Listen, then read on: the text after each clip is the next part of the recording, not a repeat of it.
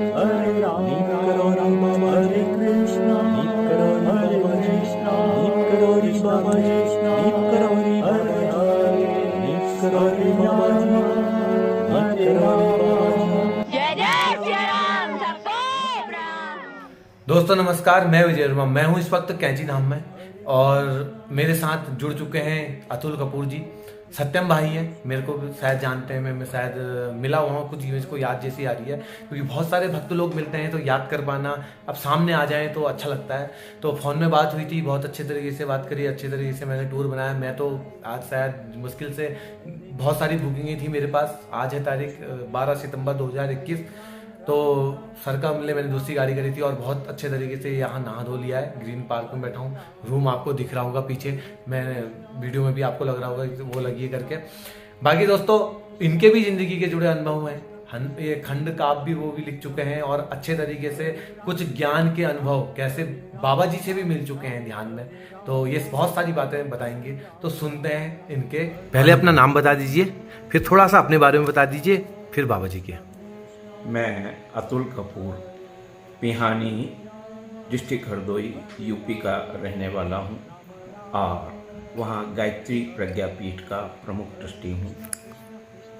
हमारे गुरुदेव परम पूज्य पंडित श्री राम शर्मा आचार्य जी की हमारे ऊपर विशेष कृपा हुई। मैंने 9 दिवसीय एक सत्र किया और उसके बाद यज्ञ संचालन संस्कारों का करना और गुरुदेव की कृपा से अब तक 4 अश्वमेध यज्ञों का मैं संचालन कर चुका हूँ। इस समय मैं सिविल ड्रेस में हूँ और कार्यक्रमों में आप मुझे मिशन की वेशभूषा में पीले इसमें पाएंगे।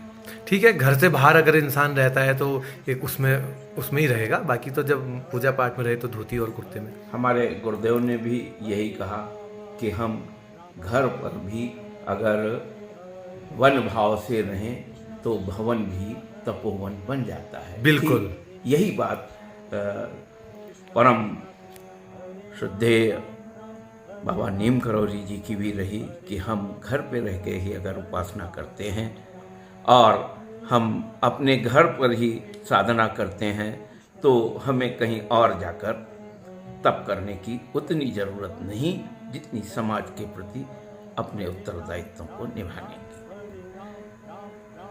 श्रद्धेय बाबा जी के प्रति हमारे अंदर श्रद्धा का अंकुरण तब हुआ जब मैंने गायत्री परिवार के एक वकील साहब का संस्मरण अपने यहाँ एक पत्रिका में पढ़ा।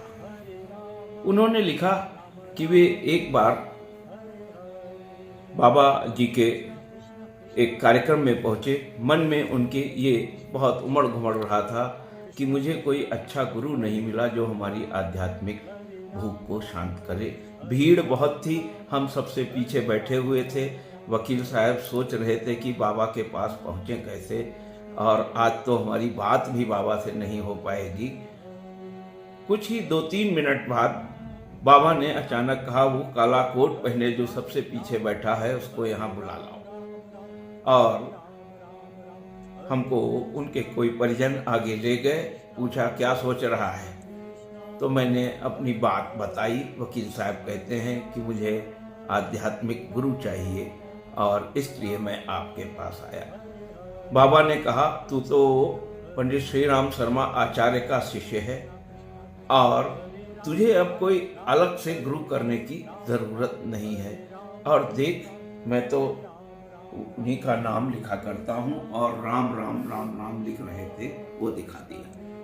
वकील साहब नतमस्तक हुए और उन्होंने कहा कि अब मैं आपके चरणों को नमन करता हूँ। और बात यहाँ पर पहला अध्याय हमारी श्रद्धा के अंकुरण का। दूसरा अध्याय शुरू हुआ।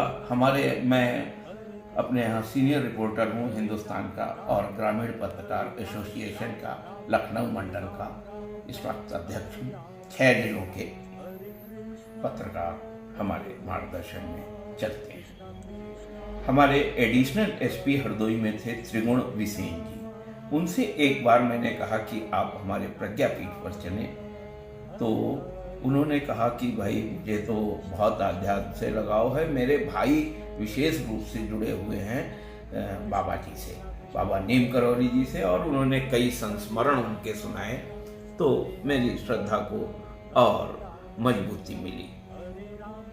इसके पश्चात कई पूजा बोहरा जी के फेसबुक पर संस्मरण आते हैं, उनको पढ़ा तो लगा कि ये कोई साधारण संत नहीं, असाधारण थे। इसी बीच मैंने गायत्री परिवार के मेजर वी के खरे से बात की। हमने कहा पता नहीं क्या है भाई साहब, वो हमें बड़ा स्नेह देते हैं। लखनऊ अश्वमेध उन्होंने कराया था बहुत बड़ा, कि ध्यान के समय गुरुदेव का ध्यान करते हैं और उसके बाद अचानक हमारे ध्यान में नीम करौरी बाबा जी आ जाते हैं। क्या है रहस्य मैं नहीं समझ पाता और श्रद्धा बढ़ती जा रही है। उन्होंने कहा देखो, जब राम आए हैं तो हनुमान भी तो आया होगा। उस दिन श्रद्धा और बढ़ी और अचानक जब भी हम शांति कुंज या गुरुदेव का ध्यान करते तो बाबा साथ हमारे लगते और ध्यान में आ जाते। अभी भी नित्य का क्रम यही चल रहा है। परसों अचानक मेरे बहुत तीव्र प्रेरणा हुई कि मुझे कैची धाम जाना है और बाबा का हमको इशारा मिल रहा है कि तो कैची धाम दर्शन कर। मैंने सारे प्रोग्राम छोड़कर रिजर्वेशन कराया। सत्यम भाई यहाँ आ चुके हैं, सत्यम सिंह कनौजिया बहुत अच्छे व्यक्ति हैं। उन्होंने मुझे विजय वर्मा जी का परिचय दिया, उनसे हमारा संबंध हुआ और जैसा उन्होंने बताया उससे कई गुने अच्छे स्वभाव के विजय वर्मा जी मुझे मिले। ये मेरी अब तक की बाबा के प्रति श्रद्धा की कथा है। अच्छा, तो बाबा जी से कैसे जुड़े आप? पहला अनुभूति, प्रथम अनुभूति। प्रथम अनुभूति तो यही है कि मुझे अचानक कैची धाम आना पड़ा और इस बीच एक लगभग 20 साल पहले की घटना का उल्लेख करना चाहूँगा। मैं नैनीताल आया अपनी धर्मपत्नी के साथ और आसपास के क्षेत्रों को घुमाने के लिए बस लेकर आई। मुझे बाबा के बारे में कुछ नहीं पता था, बस ये समझ के एक संत का आश्रम है, दर्शन किए और एक कंबल बिछा हुआ था, मैं उसके ऊपर बैठ गया और अचानक 2 परिजन आए, कहने लगे अरे आपने ये क्या किया, ये तो बाबा का स्थान है। मुझे लगा मुझसे गलती हुई है, मैंने क्षमा का भाव बनाया और प्रणाम किया और उसके बाद अपने को थोड़ा सा गिल्टी कॉन्शियस महसूस करता हुआ चला, लेकिन मन में प्रसन्नता के भाव थे। लगा कि कोई ऊर्जा मिली है। उस दिन का और आज के दिन का जब हम तारतम्य में जोड़ते हैं तो लगता है कि कहीं तो कुछ था, कहीं तो कोई शक्ति की अनुभूति हुई। अच्छा, सपनों में कभी बाबा जी के दर्शन?